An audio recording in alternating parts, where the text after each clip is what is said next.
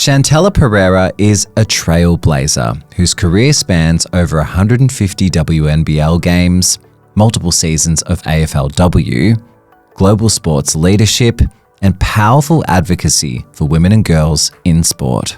From dual athlete to shaping the future of sport, Chantella's story is one of courage, connection, and limitless possibility. From the lands of the Wurundjeri people, this is Stories of Wonder. Chantella Perera, welcome to Stories of Wonder. Thank you. Thanks for having me. Pleasure. So you have an incredibly interesting sporting resume, from over 150 WNBL games, winning championships with the Canberra Capitals and Bendigo Spirit, to later becoming an inaugural West Coast Eagles AFLW player, to the general group manager of KOJO Sport and recently the president of Women's Sport Australia. How did this all begin? Can you tell us a little bit about your path into your career? Yeah, absolutely. Thank you. It says a lot when you say it. When you put it back to back like that. It's probably good not to think about it like that. Look, my story kind of goes way back. I guess my parents are from Sri Lanka, so I'm first generation Australian. So I was born here. I guess for me, I was quite fortunate. My parents were really sporty, so they came here and put us into sport. I've got an older sister and put us into sport pretty early, which I think for me fit who I was, or maybe that helped shape who I am. I kind of went from playing with the boy up the street and joined the local basketball team and kind of just kept going from there. So kind of went through the pathways in Victoria in the basketball space and I was fortunate to play in lots of different competitions and I had kind of a dream of becoming an Australian Opal, so I kind of did everything that I thought I could do to try and achieve that, and I was kind of lucky enough to go over to the States and get a scholarship and do the college system, which was really exciting. As you know, a 17-year-old, and you get to leave home and go live in California, and young to be having some of those experiences. And was it always basketball for you? It was always basketball. Basketball was the dream. So Penny Taylor was my idol. She played at the club just down the road here at Nunawading. I just kind of aspired to do what she had done, or she was doing, and that kind of motivated me, and it was really, it was pretty cool, I think, reflecting back and seeing where I am today, and to know that I had a female role model like that was pretty cool. And I think that's driven a lot of like what I do today. But I guess the journey just kept going for me, and I was really fortunate to play in lots of different levels, travel the world. Yeah, let's talk about it. 150 WNBL games and a stint in the US college system, representing Australia. Like, what are some of the other highlights of your WNBL career? Yeah, I think being able to, I was very fortunate to win championships, and 4 is pretty cool. It's a pretty nice number. Yeah, it's a pretty nice number. I think it's probably time to get them all framed now. I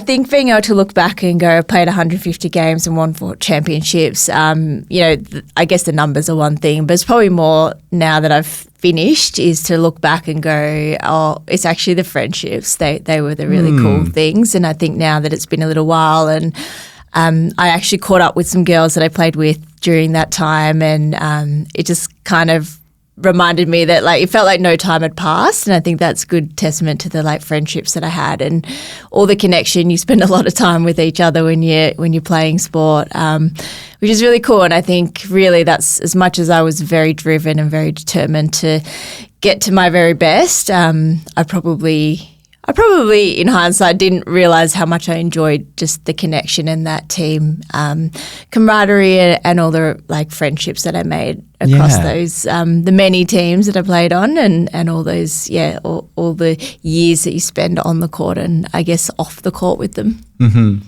Well, it wasn't just basketball, you then made the transition to AFLW. Yes.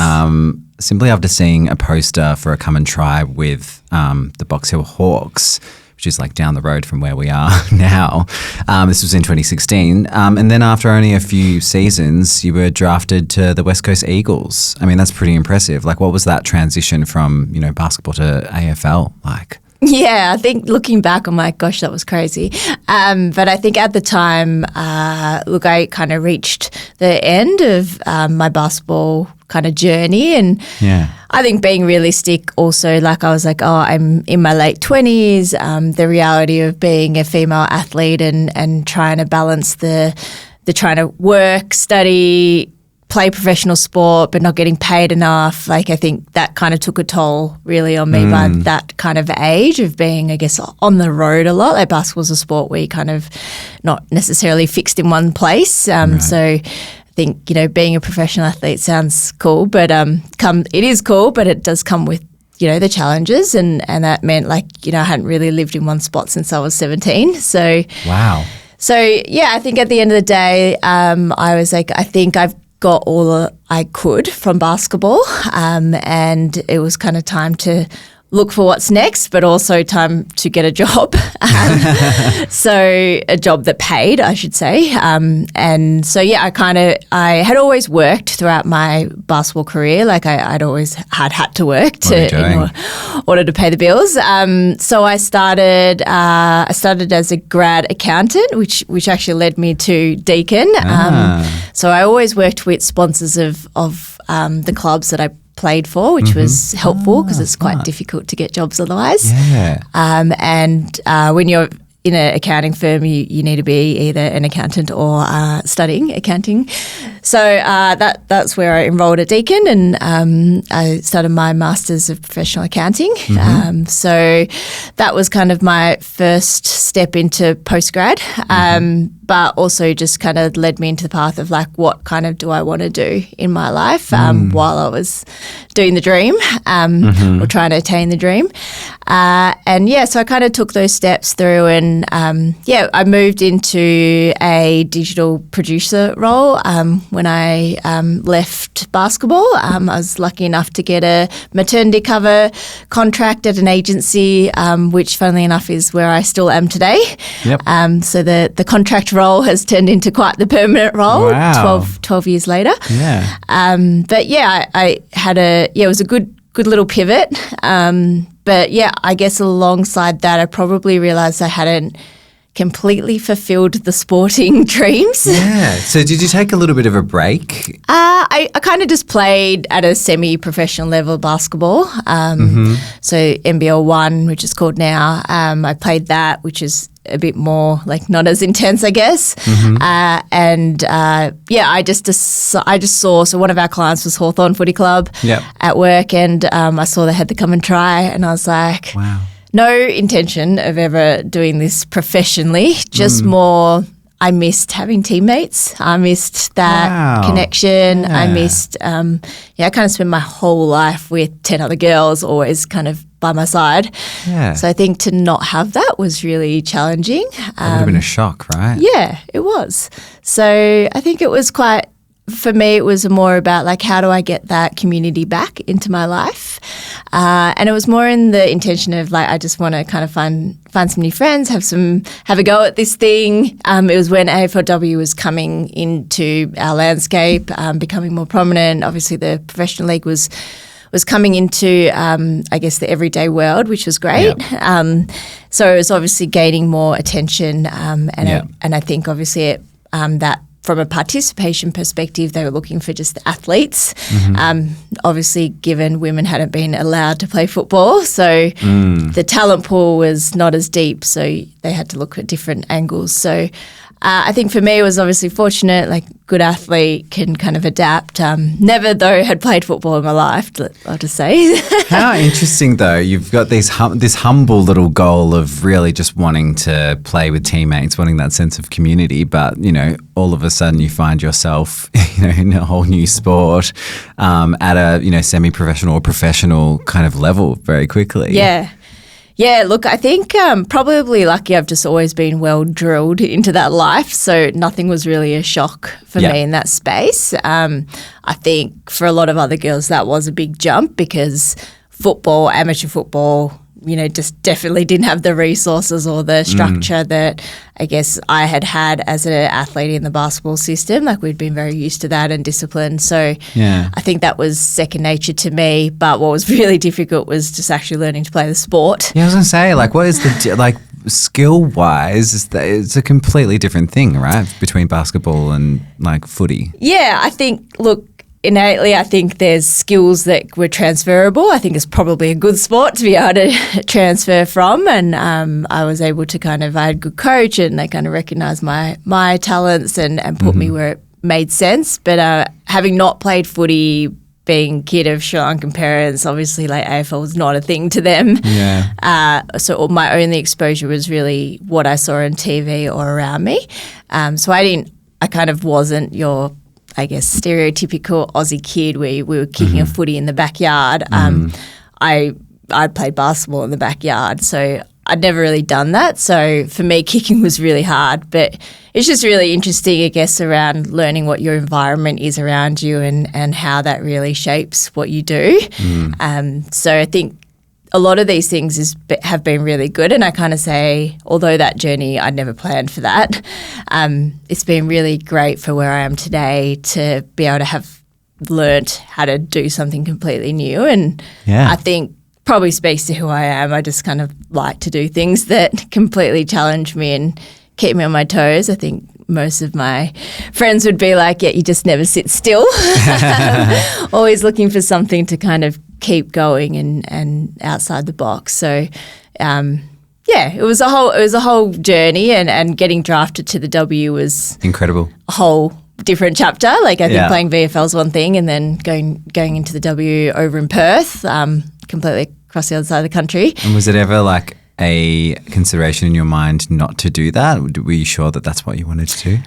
Definitely had no consideration of doing it. I was really fortunate and, I'm a big believer in everything happens for a reason. And Adam Selwood, who's obviously passed since, but he recruited me and he spent a lot of time talking to me and about what his vision was. And for me, I just really resonated with what he was saying and what he wanted to do. And for me, it was more about not so much about going over for myself. Like I think for me, what I'd done in sport, I kind of achieved what I wanted to and, almost achieved everything I could. And I guess that this was never part of the plan. But the idea of being able to create something new to give women and girls an opportunity to see what's possible and be able to be part of that and help shape that, I think probably was the start for me of like seeing how I can give back to sport. And I think for me that is probably what I find really resonates with me, and it kind of feels like, I was put on this earth is just to be able to give back and create some impact. And I think that was probably the start. He kind of showed me, I could really see it through what he was trying to achieve. And I think for me, once he kind of did the spiel and we'd had the conversations and I'd seen the opportunity over there, and I thought it was kind of too good not to give it a go. And there was some logistical things to work through, but other than that, I think it was kind of a opportunity you couldn't really pass up. Yeah. And did you find the community sort of vibe that you were looking for and that support that you had missed? Yeah, absolutely. And probably more than I had ever thought as well. So it's really interesting to go from basketball to footy. Footy's got a very big community sense, and I think that probably comes from the way it's developed from grassroots. And having been more part of the system now, I think I can see that. It's got a real community feel from a very young age, and I think that's just the way that environment's been built.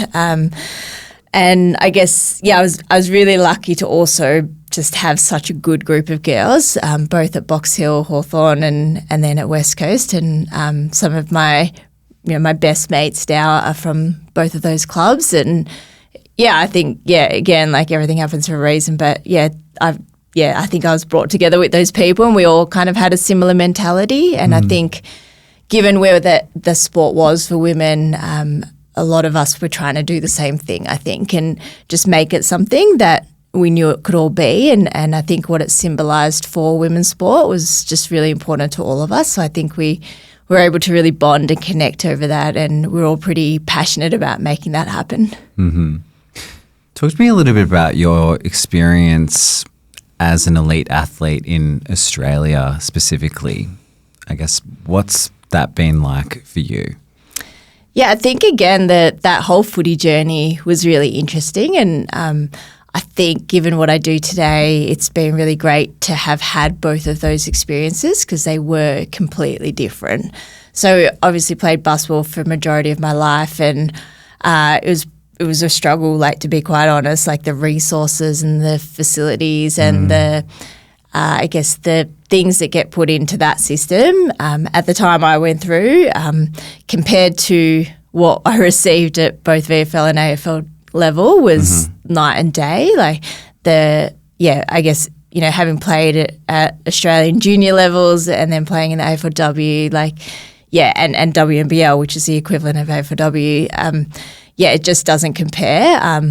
Obviously, I played for a very well-resourced club in West Coast, but I think having seen most of the clubs in the league, I think that the way those clubs are set up and those systems is really good, and I think that's where women's basketball has a long way to go, even though considering our national team is one of the best in the world.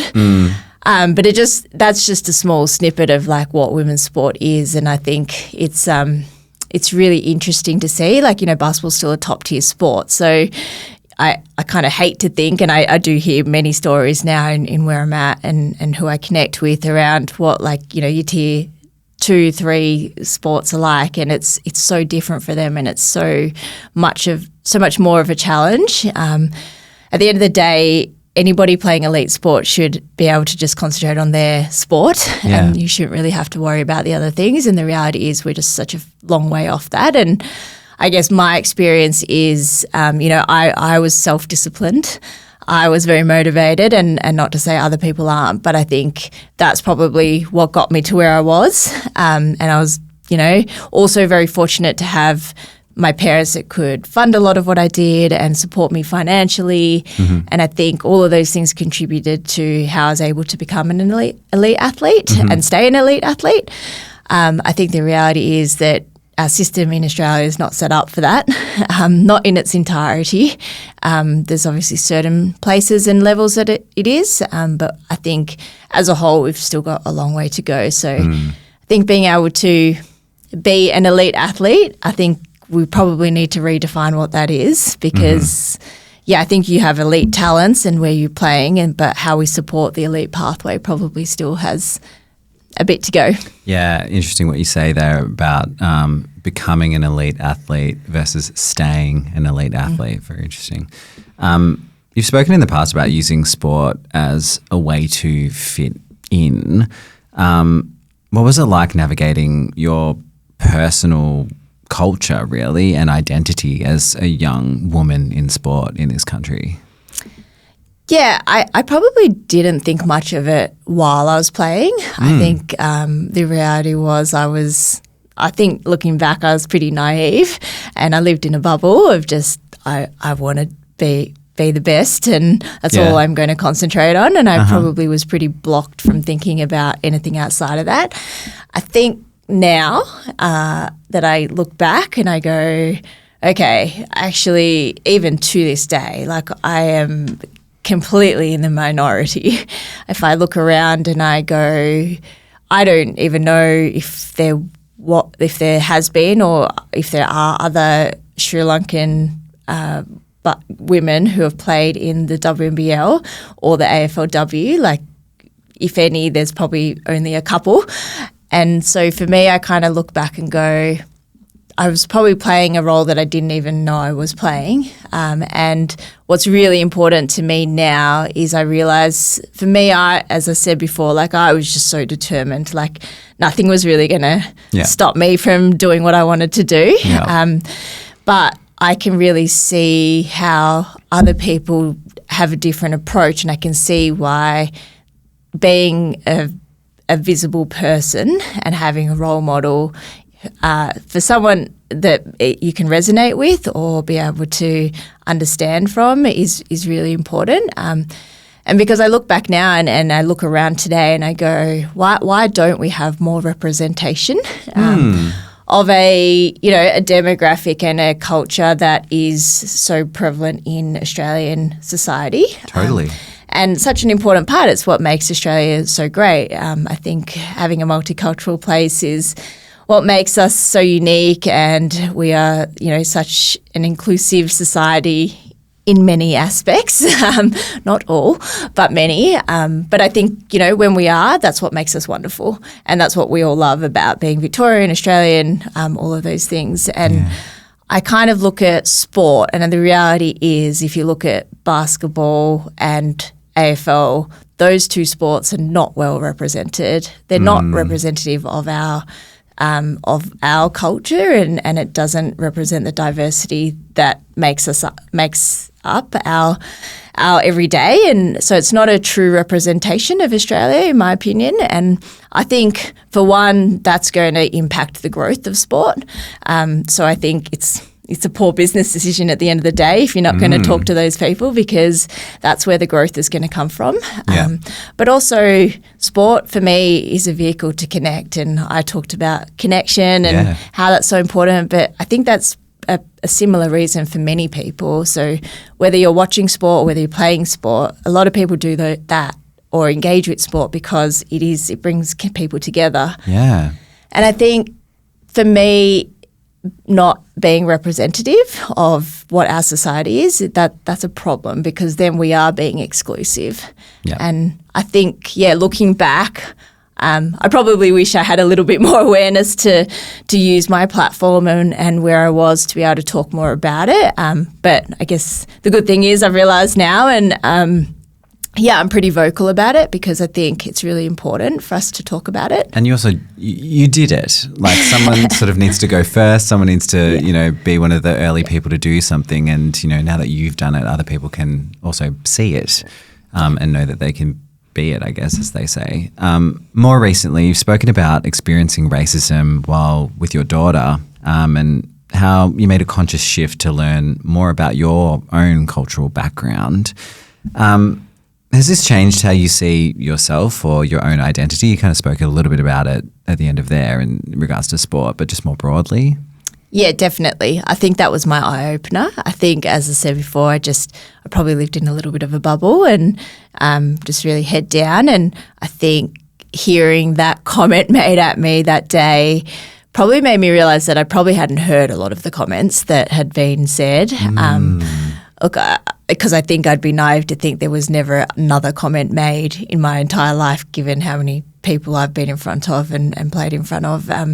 So I think for me, hearing that, I think for me it was like, wow, we're 2025 and that is still something that we're discussing. Like, it's still a problem. And for me, that made me really look at myself and go, who am I? And what do I mean in this society and what do I represent? And I think that for me was that eye-opener of, I think it also really for me shifts when you have children, and I've got 2 young daughters, and for me it feels really important that they can understand what their culture is, but also not feel like they can't talk about it. And I think because I'd never talked about my culture, I just always wanted to fit in, and that's how my parents brought me up, because they wanted to fit in. And to be fair to them, they were migrants and they're coming to a country they had no idea, and the natural thing is you just want to fit in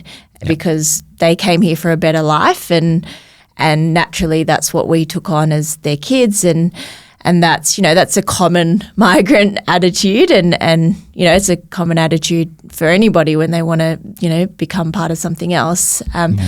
But what I think is so important now is that I guess understanding that racism still really exists, and it's to the everyday person, and it's not just out in the big public forward-facing atmosphere. It's kind of just I was literally just on a walk down the street in my neighbourhood, and that's pretty sad to know that's where we're still at. But I think what I've probably it was a good chance, if I take the positive out of it, it was a good chance to reflect and go, what is my culture and what does that mean to me? And I think for me, I thought I haven't really got to learn it because I spent so much of my life just kind of pretending that it wasn't there. I just wanted to be the same as every other kid, which at that time was white Caucasian Australians. So I think I thought that was what I had to be. And what I really understand now is, no, that's not what I had to be. I just needed to be myself, which is I'm a first generation Australian with a beautiful Sri Lankan heritage and culture that regrettably I don't know a lot about because my mum's not here anymore and I've only got my dad, and you know, you kind of lose those ties and connections as you get older and your parents get older, and you know, you kind of lose those relationships and that understanding. But I'm really determined now to get a better understanding and to be able to teach my children that that's part of who they are and that they should be really proud of it. And I don't think that it's my parents would have said anything otherwise. It's just that we never thought about it because it felt like we just had to fit in. Yeah. And I think that's what I want to represent to people, and I want people to understand. And going back to what I said before is like sport's such a great way to show representation and to show that everybody fits in and it's an even playing ground. Totally. Like you said, to also reflect the society that we are in. Yeah, yes. it's in. Yeah, absolutely. And I think that for me, being able to talk about this stuff openly, I hope that helps people talk about it and have a conversation and maybe ask other people about it. And I think that if we can talk more about it, it becomes more of the norm. And being able to understand different people's cultures and where they've come from and how they operate and work and think, it just makes us better people, I think. And, you know, diversity, you know, I do so much work in gender equity for women and girls, but really I kind of want to represent how do we be more diverse across a range of things, whether that's your background, your culture, your gender, whatever that is, because really I think when we look at how society continues to evolve and progress, diversity is really what makes that better. And so you mentioned, you know, you're trying to build an understanding with your children of their background. Like how do they identify at the age that they are, and I don't know, what lessons have they taken from you so far? Well, they're very little still, so 3 and 1, so probably still a little way to go. But it's interesting, right, because it's amazing how much kids pick up when they're that age even. It's been a big eye-opener for me just to even realise how much little children pick up from what's around them. Like what? I mean, gosh, you can't say anything in front of a 3-year-old. They have some serious memories. Like couple of naughty words, you maybe? can, yeah, definitely don't say those. They'll definitely repeat them. Definitely don't mention ice cream, and they'll remember 17 days later that was promised. But it's really interesting how much they understand. So my mum's passed away, and I make a real point to my daughter to teach her about who she is and who she was, and that she's still around but just in a different way. And it's really interesting watching her, the way she communicates back about it. And like we say, they're only 3 and 1, but like really that's where we start to learn our whole environment, right? So, you know, to her, mum, dad, her sister, that's her whole world. So everything that we say and do is what really influences, I guess, who she's becoming as a person, and then she'll form her own opinions, of which she definitely does at 3. He knew they could be so independent at 3. But I really want to be able to expose her to different things and to be able to show her that, you know, we eat these foods and we have different types of foods, and it's really great to see her go to kinder and daycare and come back with different opinions or like stories she's heard, and I think that's really cool, and I think it makes me really proud. She actually came home the other day and she said something to me about, Mum, we're to do our acknowledgement of country and thank everybody for the land, thank the people for the land that we're on today. And I was like, that's amazing. I was like, yes, like things are progressing, like we're getting better. We're going to soon have a generation where that doesn't know that, like, it's they just know a no natural, different, yeah, right? yep. And that's what, like, that's the goal for me, like to kind of leave this place going, you know, that they've walked in and they've gone, no, like there's women, there's men, there's whatever you identify as, there's First Nations people who brought, you know, made this land for us, and that's, you know, it's theirs and we came to it. And that for me is so important, that we can make that change, and to see that in a 3-year-old, I think that gives me hope. Yeah. I think that's a great thing about children is, you know, they can give you hope that, you know, things are going to be better, as much as, you know, sometimes it's hard to look around and you go, there's a long way to go. But it's really nice and refreshing to go, well, a 3-year-old gets it. That means she's going to grow up with that attitude. So how do we kind of harness, foster that and keep that? I think that's the challenge, but that's the opportunity. Yeah, definitely. So like many elite athletes, you've hung up the boots and you've opened a new chapter in your career. You're now a senior leader in sport marketing. So you mentioned a little bit of it before, but like, how did you get there from your previous life as an athlete? Yeah, so I was very fortunate. Like mum and dad, they put us in sport from an early age, but were always very concerned and made sure that we were studying, like every good migrant family. Totally, I was going to say, yep. You have to do your studies first and then you get to go play sport. I think I managed to bend the rules a few times. But look, I'm really thankful, like as much as I would have argued about it at the time.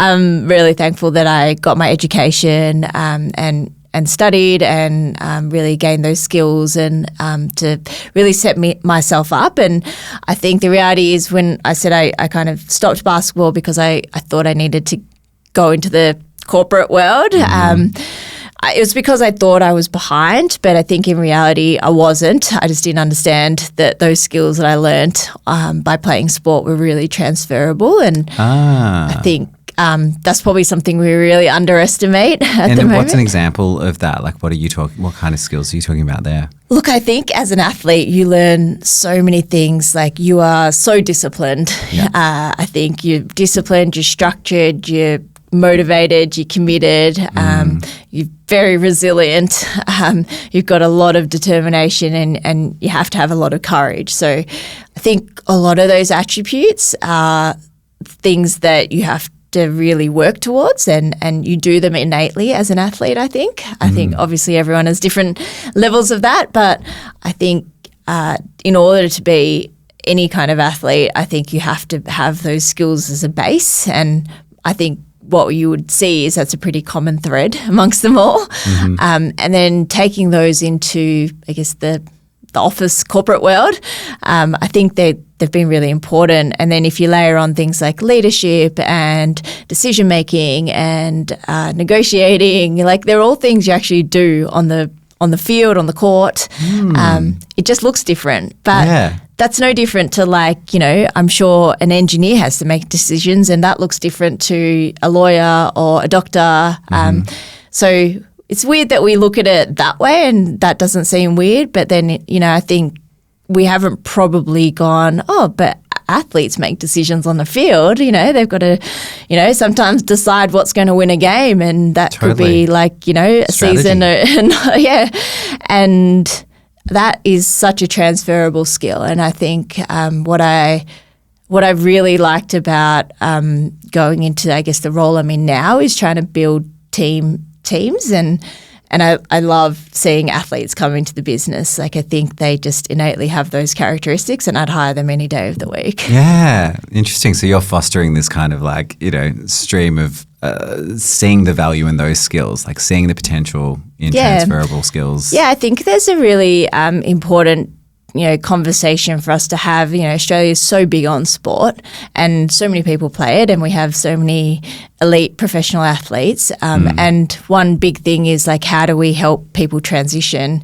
Because it's incredibly difficult when you've done something your entire life to then all of a sudden be sitting at a desk 9 to 5 and work out kind of who you are and how that fits into your world all of a sudden. Because, you know, the the beauty of sport is it takes you on this beautiful journey, but the downfall of it is it can be cut off in a day.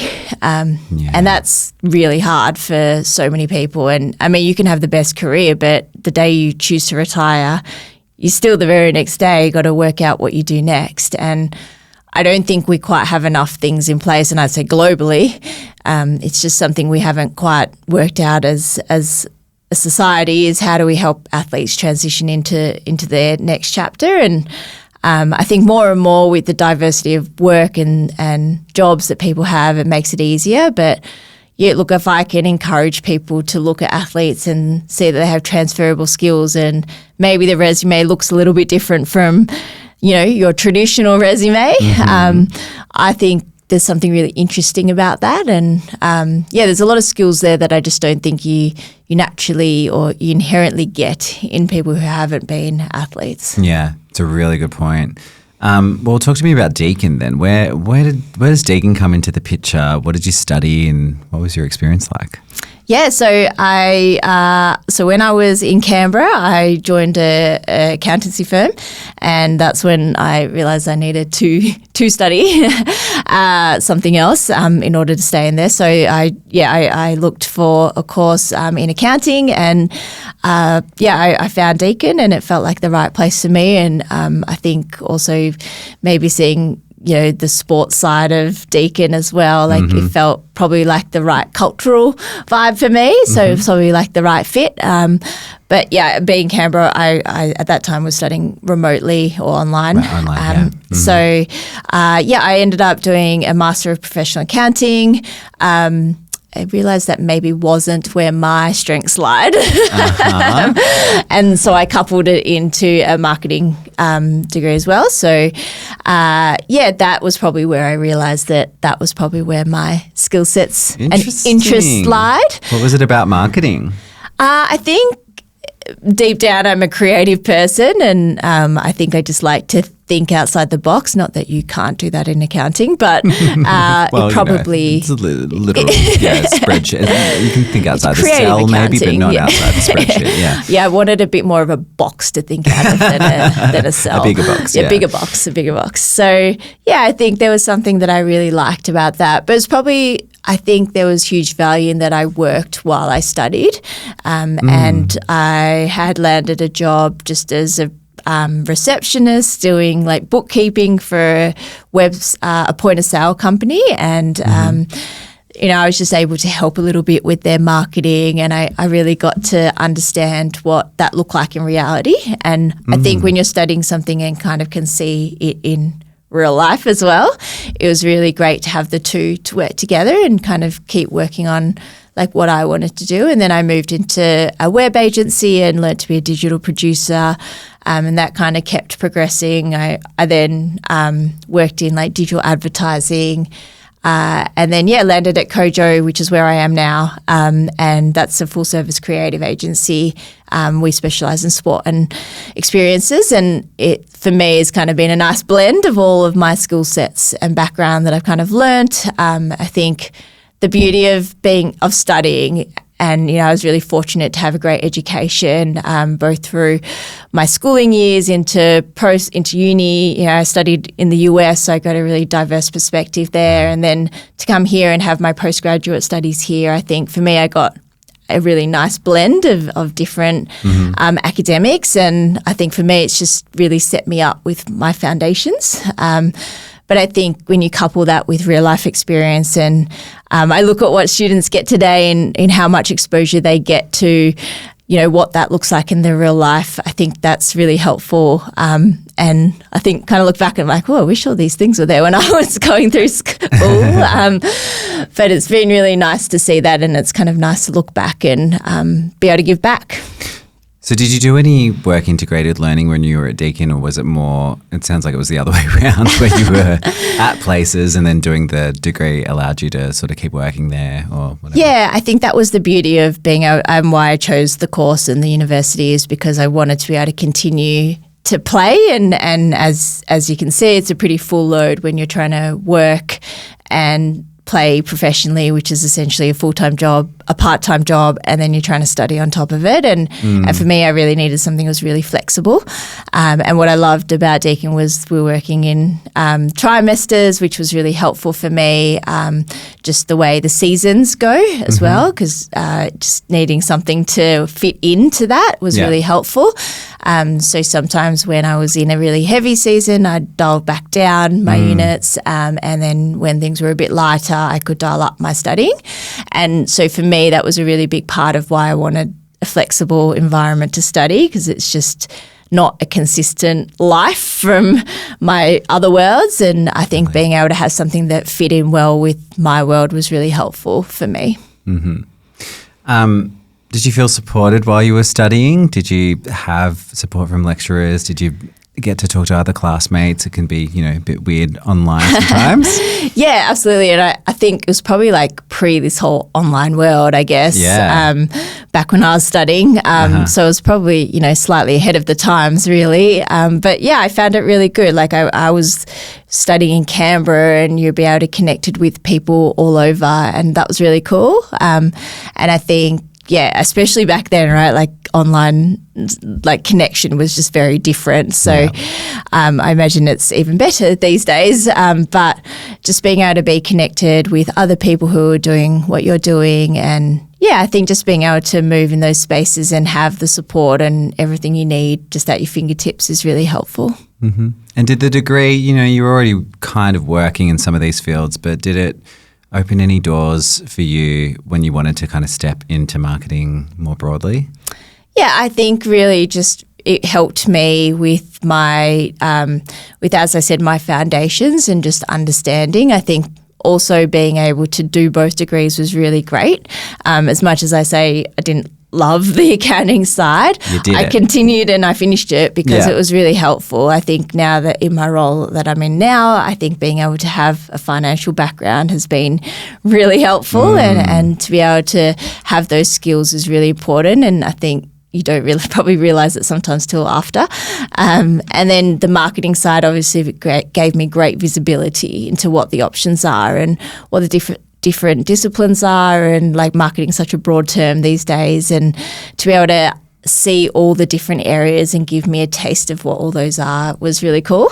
I probably didn't even understand what all of those things are when I enrolled, and I think being able to go through those and experience those and learn about all those different things is really great, because you get a really good idea of what's out there, what your options are, and when you're looking for a career or what that workplace looks like next, you've got a really good understanding of what those are through what you've studied. Talk to me a bit about KOJO. You've mentioned it here or there. You've been there for a while now. Like, what's your current role there, and what's your day-to-day job? So I'm the group general manager. I look after the sport and experiences side of the business. I predominantly look after the APAC business. We are fortunate. We're part of a parent company called the PNY Group, which is a technology company, and so they are a global business. So I spend some time working with the team on how we expand KOJO services globally, which is really interesting. So we predominantly deliver sporting events in terms of fan experience. So a lot of when you turn up to an event and everything you see, feel and hear is basically us turning on the show for you as a fan, which is very cool. And I think we talked about a little bit of like what skills, and you think about strategy and what does that look like. It's kind of cool to be on the other side now, and like what everything that when you walk into an event or you think about going, and we look at how do you strategically curate that for a person and make sure those kind of experiences are really seamless and entertaining, and essentially giving you great value for what you're doing and spending your money. But look, we're in the business of entertaining people, and that's really fun and exciting, and it's really nice to also be working in the industry that I've spent kind of all my life in. Yeah, it's a real full circle type of moment. It is. It's very cool to be able to have the privilege of standing on the other side of the fence and kind of be delivering these shows for what I was once, on the field for.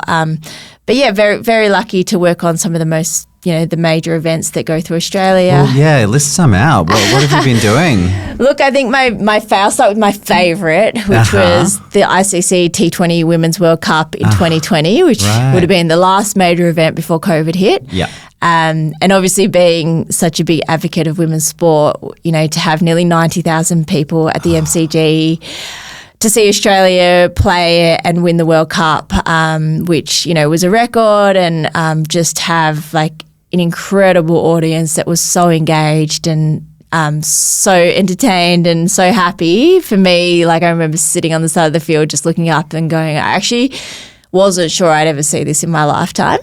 Wow. And to see it pretty, like I still hopefully got a long way to go in my career, and to be able to see that at this point gave me so much hope and faith in what we're doing. And then not long, a couple of years later, to work on the FIFA Women's World Cup, and I was at Suncorp Stadium when the Matildas had the, famous penalty shootout. And incredible.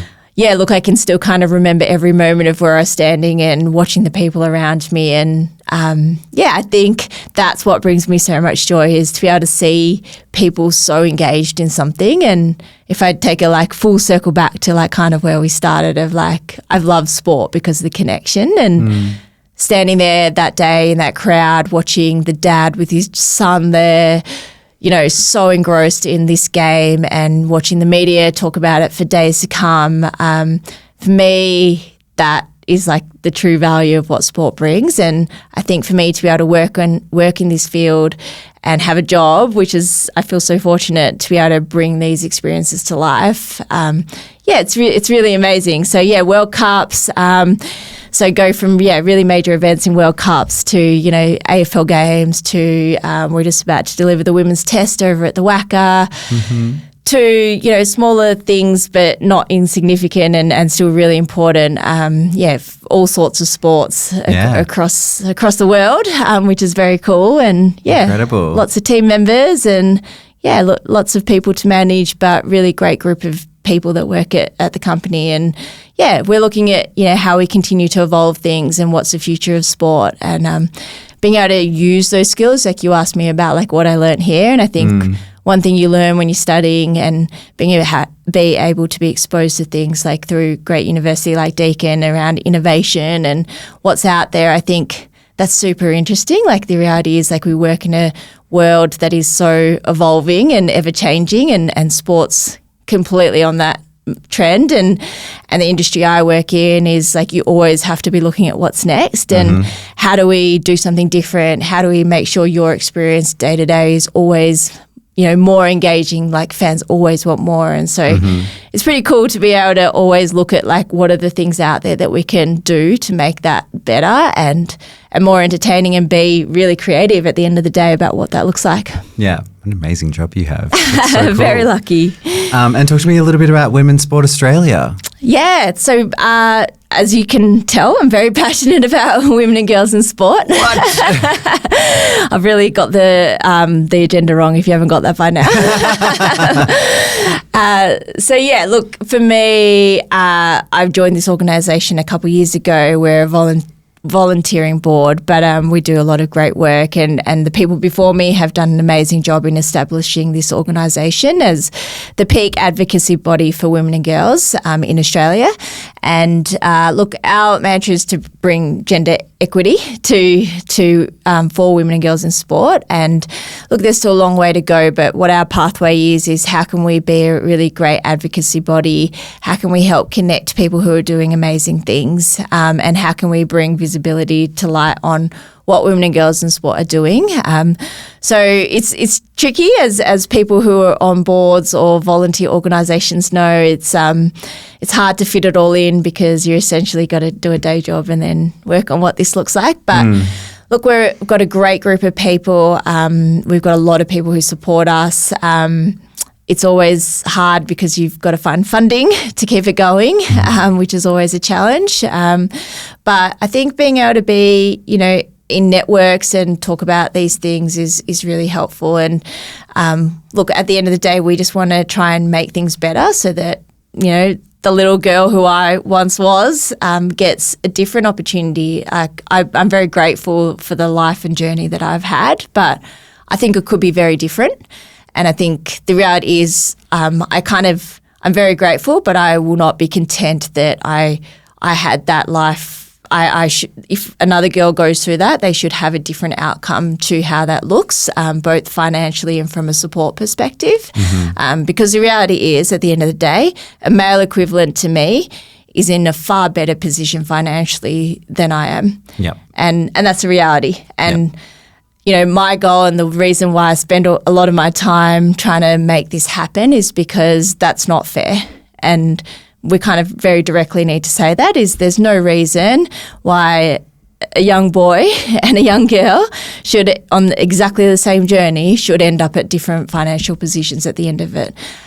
So that's really what drives me every day, is that, you know, I was very humbled and blessed to have such a great journey, but I want to make sure that if my daughter chooses to do that, or the girl down the street decides to do that, that they have a better outcome at the end of it, and you know, still have the wonderful journey that I did, but you know, they're better set up for the life ahead. Where are we at with all of that? You're obviously doing work with Women's Sport Australia. You've done the work as an athlete as well to sort of set the example. But where are we on that journey, and how far have we got to go? Unfortunately, pretty far to go. But I think the good news is that there definitely is progress. I think if you look just on the weekend, the WNBL played in their grand final, sellout crowd. You know, on the front page of the West, I think, or the back page of the West, I think, you know, they're good outcomes. You know, the Asian Women's Cup, you know, record-breaking audiences.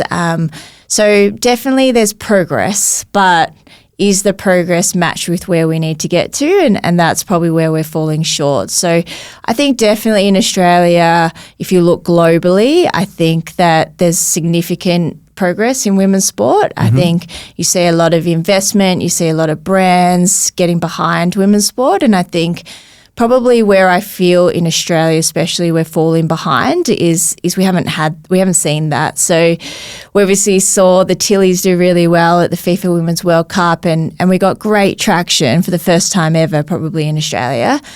But the reality was that was short-lived. Like, we didn't actually see a massive flow-on effect from that. Like, we're still fighting for a lot of things that, you know, it's great to have those moments, but if the moments aren't sustained and having, you know, meaningful impact, then that moment somewhat becomes insignificant, right? So yeah, and I guess that's also the question, like, but you've got the performative elements, you've got almost like a vibe element as well. Yeah.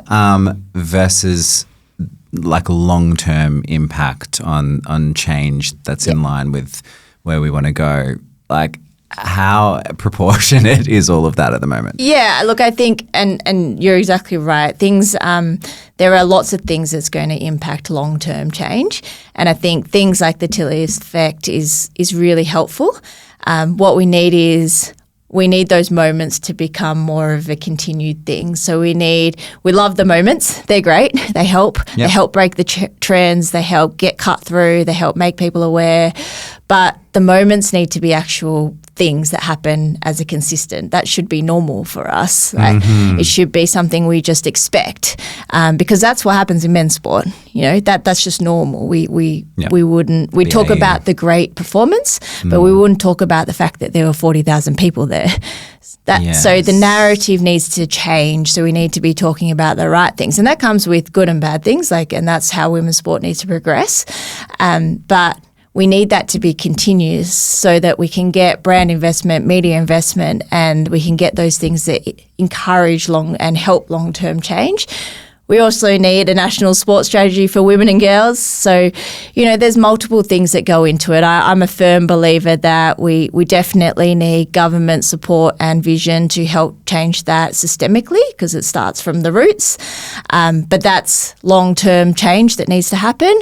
But we also need brands to get on board. We need people to buy sponsorships. We need people to turn on the TV.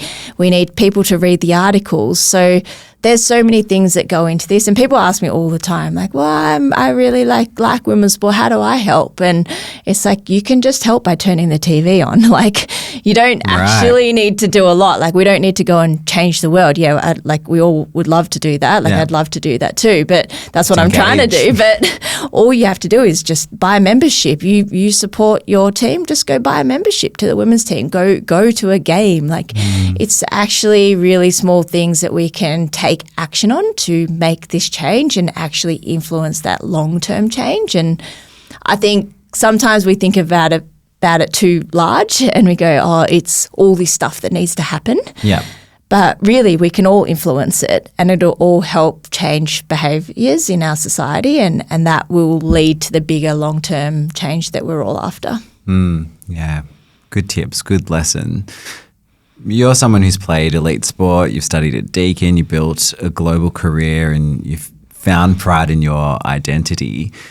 What do you hope that young aspiring athletes take away from your journey? I kind of hope that just they believe anything's possible. I think I was, the kid that, I'll go back to the start and go, I was the first generation Australian kid with Sri Lankan parents. Nobody probably ever would have thought that I'd play basketball at a pretty high level, kick a footy in AFLW, deliver world-class sporting events. Like, that's the great, thing about Australia. And I think the opportunities are endless. And for me, I hope people always see that everything's possible. I think I've spent my life with that kind of belief and that vision. And, some of it I go, oh, I was real naive and I just kind of kept going. But, the other part of me goes, that's okay. Like, that's, I just had this vision and I didn't let anybody stop me from that. And I want younger people to see that, and I just want them to know that it doesn't matter what they look like, who they are, whatever they want to do should be possible, and it is possible. And that's really what I just hope for other people to see in me, and I hope that they can see through what I do and from my journey and what I'm currently doing and strive to do, is that they can be inspired by that and know that it is possible. Nice. And some quick questions to wrap up with. What's your favourite sport to watch? Do you know, basketball's my sport, so that is the one. But funnily enough, I loved the Winter Olympics, and the downhill skiing is insane. Yeah. Is that just not the most insane sport ever? My God, my hat's off to all those athletes, because holy moly, that is wild. So that was pretty cool. So I'm looking forward to watching the Paralympics. Yeah. Basketball was your thing. I guess wouldn't be doing my job if we didn't ask if you have any thoughts on Space Jam. Did you ever watch that film growing up? Yep. Did you watch the sequel? Definitely did. What? I definitely watched the original. The sequel, I can't actually remember. But anyway, Michael Jordan's the best, right? So, of course. Definitely loved it. I actually want to turn it on and see what my kids think of it now. Yeah. Yeah. And are you going to tell them this is what it's like? Yeah. This documentary about Space Jam. Yeah. And what's next for you?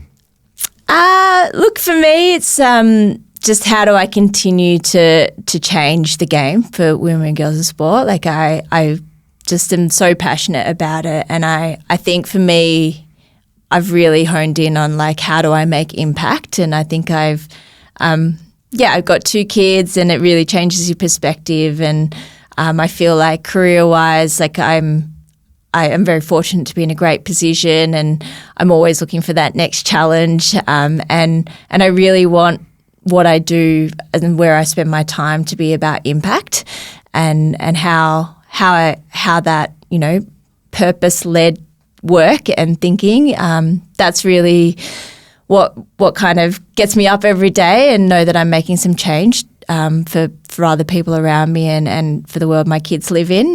That's kind of that's really what drives me and gets me out of bed, and how I keep connecting with all these wonderful people out there and bringing other people together. So hopefully my story can help others, and I can kind of continue on my journey and see what else I can do out there.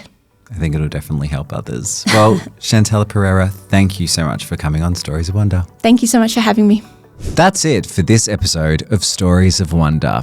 If you enjoyed it, you can like and subscribe. You can also join the conversation by leaving a comment below. You can learn more about this story through the links in the description. And for more conversations like this, check out the full series on YouTube or on your favorite podcasting platform. See you next time.